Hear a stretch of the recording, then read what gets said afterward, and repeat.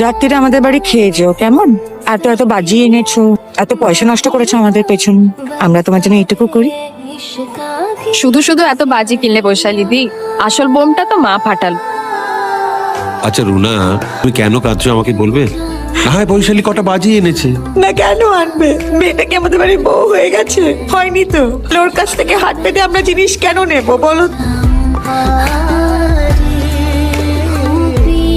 এই আর কতক্ষণ আমি পেছন ঘুরে থাকবো বলতো? আমি কিন্তু এবার 10 অব্দি গুনবো।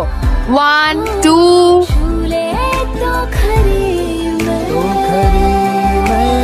তুই একটা গুড ফর নাথিং। তুমি লিপস্টিক পরে এসেছিলে না? খাও। লিপস্টিক নেই ঠিক খেয়াল করেছে। আমার তো হাত পা ঠান্ডা হয়ে যাচ্ছিল। আরে হ্যাঁ হ্যাঁ, মায়ের না সব দিকে নজর। তুই কিন্তু মায়ের কথা কিছু মনে করিস না, হ্যাঁ? আসলে মা আমাদেরকে নিয়ে একটু পজিটিভ সবসময়।